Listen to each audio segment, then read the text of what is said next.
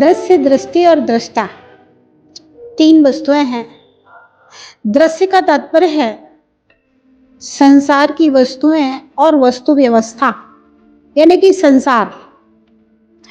दृष्टा का तात्पर्य है देखने वाला आत्मा और दृष्टि का तात्पर्य है देखने का नजरिया। संसार में जितने भी दृश्य हैं जो कि त्यों रहेंगे, जो व्यवस्था है परिवर्तन की वो वैसा अपने आप स्वतः चलता रहता है, उसमें हम कुछ कर नहीं सकते, मेरा कोई प्रयास उसमें काम नहीं करेगा। और दृष्टा यानी कि आत्मा, आत्मा में कोई परिवर्तन नहीं होता है, आत्मा तो जैसा है वैसा है, आत्मा का स्वरूप, आत्मा का स्वभाव जो है सो है। लेकिन अगर परिवर्तन किसी वस्तु में होता है तो वह होता है दृष्टि में। दृष्टि का तात्पर्य है कि हमारा सोच, हमारा विचार, हमारा नजरिया, हमारे काम करने का, सोचने का तरीका। दृष्टि जो होती है वह सही और गलत हो सकती है, मिथ्या और सम्यक हो सकती है। एक व्यक्ति गुलाब के पेड़ को देखता है, उसे सुगंधित और सुंदर पुष्प दिखाई देते हैं, और दूसरा व्यक्ति गुलाब के वृक्ष को देखता है तो उसे कांटे ही कांटे दिखाई देते हैं।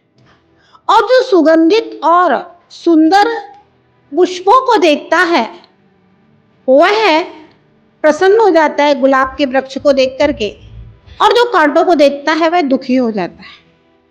एक व्यक्ति प्रकृति की व्यवस्था को देखता है तो कहता है क्या अन्याय है, दो रातों के बीच में एक दिन आता है। और दूसरा व्यक्ति कहता है क्या सुंदर प्रकृति की व्यवस्था है, दो दिन के बीच में एक रात आती है। नजरिया है, आता तो एक दिन के बाद एक रात, लेकिन देखने वाले की दृष्टि है, एक को दो रातों के बीच में एक दिन नजर आता है और दूसरे को दो दिन के बीच में एक रात नजर आती है। अब देखना है मेरा नजरिया कौन सा है, कांटों को देखने वाला है या फूलों को देखने वाला है। मेरा नजरिया दो रात के बीच में एक दिन देखने वाला है या दो दिन के बीच में एक रात देखने वाला है। ध्यान रहे, अगर मेरी नजरिया में नकारात्मक सोच है तो हमें छोटे से छोटा व्यवधान में बहुत बड़ा पहाड़ नजर आएगा। और अगर मेरे नजरिए में सकारात्मक सोच है तो हमें बड़े से बड़ा पहाड़ भी एक छोटा सा कंकड़ नजर आएगा। संसार में हमें वही मिलता है जो हम पिछले जन्मों में करके आए हैं, और भविष्य में वही मिलेगा जो हम वर्तमान में करने वाले हैं।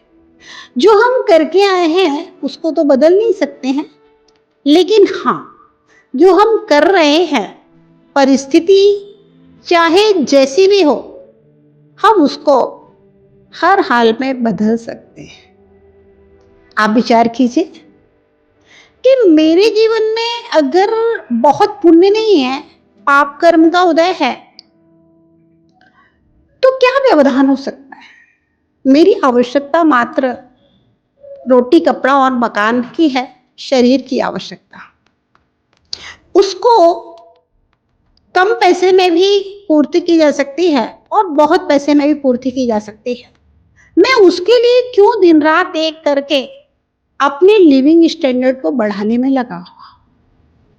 सादा जीवन उच्च विचार को यदि अपना है तो बहुत थोड़े से पैसे में ये रोटी, कपड़ा और मकान की आवश्यकता पूरी हो जाएगी। फिर मेरा जो बचा हुआ समय है वो हम अहिंसा के लिए, सत्य के लिए, अचोरी के लिए, ब्रह्मचर्य के लिए, अपरिग्रह के लिए, क्षमा के लिए, सरलता के लिए, विनय भाव के लिए और लोभ से रहित अवस्था के लिए, दया के लिए, करुणा के लिए, सदाचार के लिए और सद्भावना के लिए दे सकते हैं।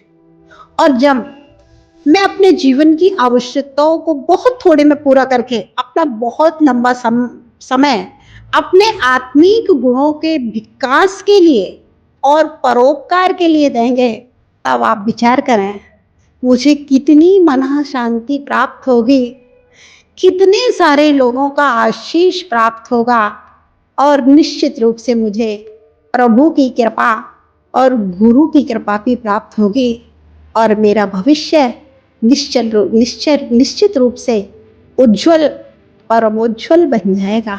बस आवश्यकता है दृष्टि को बदलने की। जो नकारात्मक सोच है उसको सकारात्मक करना है, जो मिथ्या दृष्टि है, मेरी गलत सोच है, नजरिया देखने का गलत है, उसको सही करना है। बस आपके जीवन का विकास और उन्नति आज और अभी से प्रारंभ हो जाएगी।